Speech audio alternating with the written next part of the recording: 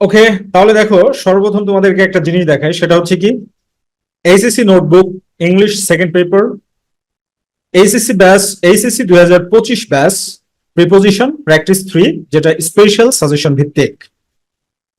তো তোমাদের অবগতির জন্য বলি প্রিয় শিক্ষার্থীবৃন্দ, সেটা হচ্ছে যে প্রিপোজিশনকে করতে হলে তোমাকে তিনটা বিষয় মাথায় রাখতে হবে। এক নম্বর হচ্ছে fixed or appropriate appropriate appropriate preposition, এইটা একটা ব্যাপার।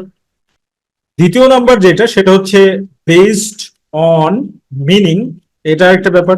তিন নম্বর যে বিষয় সেটা হলো কি পজিটিভ কেস। পজিটিভ কেস এইটা খুব ইম্পর্টেন্ট। আসলে পজিটিভ কেস গঠিত হয় দুই ভাবে। একভাবে হচ্ছে নাউনের সাথে অ্যাপোস্ট্রফি এস এবং তারপরে নাউন, এইটা একটা ফরম্যাট। যেমন আমরা যদি বলি, মানে তুমি যদি এরকমটা বলো, my father's my father's achievement, my father's achievement, তাহলে দেখো ফাদার্স এর সাথে কি অ্যাপোস্ট্রফি এস আছে, তো অ্যাপোস্ট্রফি এস এর পরে কি, এটা অ্যাচিভমেন্টটা কি নাউন। তো এই যে নাউন, এটা হচ্ছে কি পজিটিভ কেসের গঠন। ওকে, এবং এই অ্যাচিভমেন্টটাকে আমার বাবার অর্জন, এই অ্যাচিভমেন্টটাকে পজেস করছে কে, আমার বাবা। সো আরেকটা নিয়ম যেটা, আরেকটা সিস্টেম যেটা, সেটা হচ্ছে নাউন প্লাস অ প্লাস নাউন, নাউন প্লাস অ প্লাস নাউন। তো এটাকে আমরা যদি ঘুরেই দিই তাহলে কি হবে, achievement achievement of my father. এবার দেখো এই যে অফ এর পরে যে নাউনটা থাকছে, সেই নাউনটাই কিন্তু অফের আগের নাউনটাকে অ্যাচিভ করছে বা পজেস করছে। ঠিক আছে, সো এই অফ এর ব্যবহারটা মূলত অ্যাপ্রোপ্রিয়েট প্রিপোজিশন না হয়ে অনেক ক্ষেত্রে পজিটিভ কেস আকারে ব্যবহৃত হয়। সো এইটা প্র্যাকটিস করার জন্য আমরা যে ফর্মুলাটা মেনটেন করব, সেই ফর্মুলাটার নাম হচ্ছে জিটিএম। জিটিএম এর ফুল ফর্ম হচ্ছে গ্রামার ট্রান্সলেশন মেথড। এই গ্রামার ট্রান্সলেশন মেথডটাকে একটা ক্লাসিক্যাল মেথড বলা হয় ভাষা শেখার জন্য, ক্লাসিক্যাল পদ্ধতি বলা হয়ে থাকে।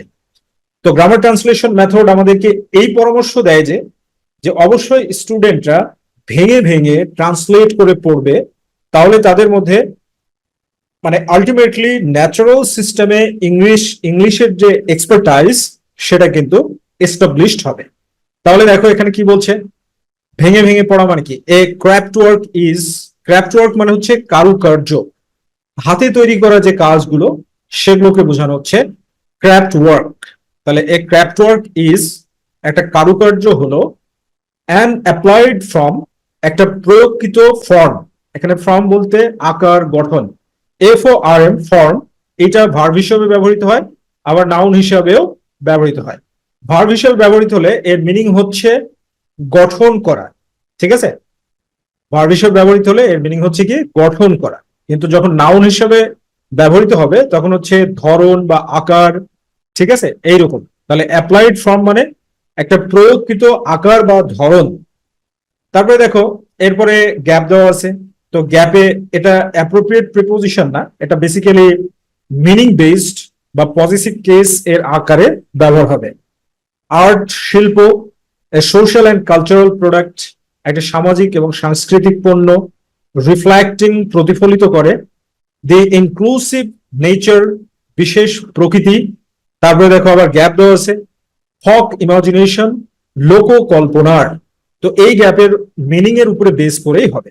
এরপরে দেখো ক্রাফট ওয়ার্ক একটি কারুকার্য, which usually which usually does not বিয়ার, যেটি সাধারণত বহন করে না, দ্য সিগনেচার স্বাক্ষর, অফ ইটস মেকার, এর প্রস্তুতকারকের বা যে বানিয়েছে তার, রিটেন্স অন্তর্ভুক্ত করে বা বহন করে, রিটেন বলতে বহন করা, অন্তর্ভুক্ত করা, সম্পৃক্ত থাকা। ওকে, পার্সোনাল টাচ মানে একটা ব্যক্তিগত স্পর্শ বহন করে। হোয়েন উই লুক, যখন আমরা তাকাই, এ 30 ইয়ার্স ওল্ড একটা 30 বছর বয়স্ক বা বৃদ্ধ। লুক এখানে মানে অ্যাপ্রোপ্রিয়েট প্রিপোজিশন ব্যবহৃত হবে। নকশি কাঁথা, নকশি কাঁথা, উই ওয়ান্ডার আমরা বিস্মিত হই।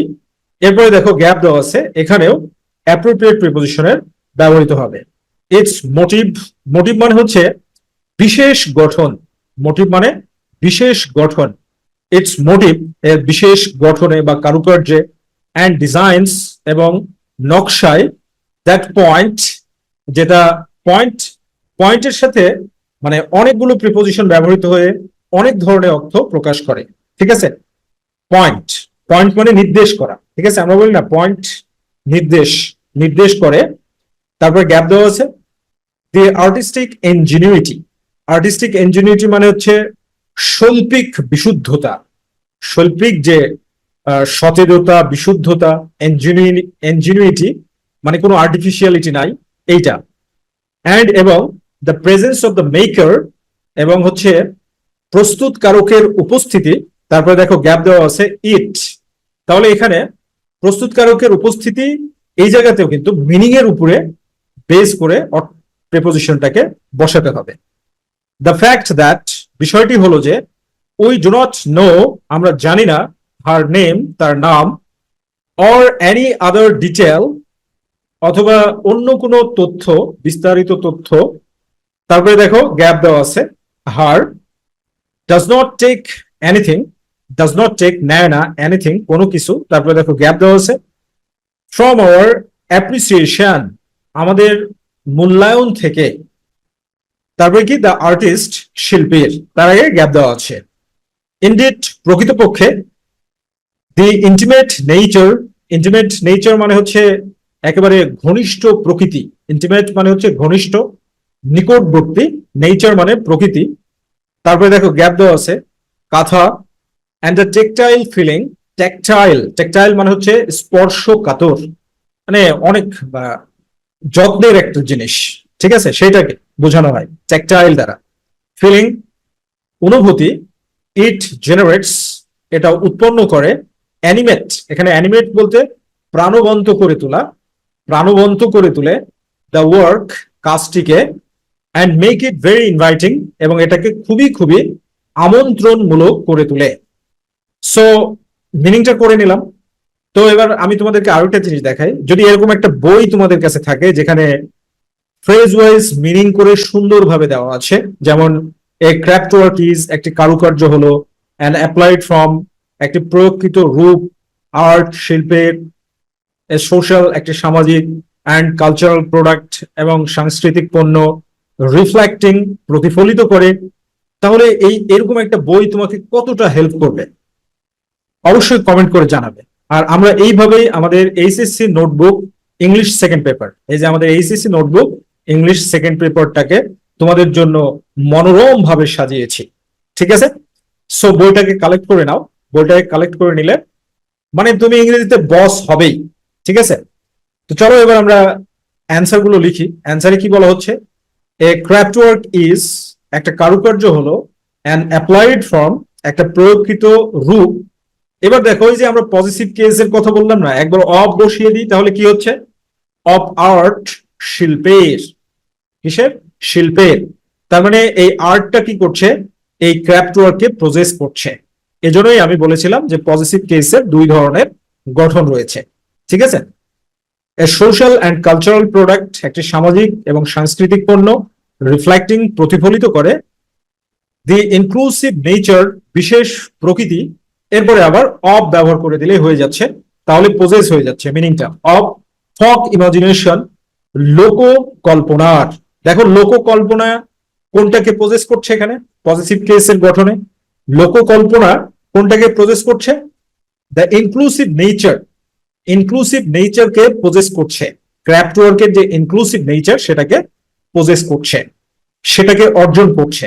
এজন্য পজিটিভ কেস এর ব্যবহারটা খুব সুন্দরভাবে মনে রাখতে হবে। এ ক্রাফট ওয়ার্ক একটি কারুকার্য, হুইচ ইউজুয়ালি ডাজ নট বিয়ার যেটা সাধারণত বহন করে না, দ্য সিগনেচার স্বাক্ষর, অফ ইটস মেকার এর প্রস্তুতকারকের, রিটেন্স বহন করে, পার্সোনাল টাচ একটা ব্যক্তিগত সংস্পর্শ।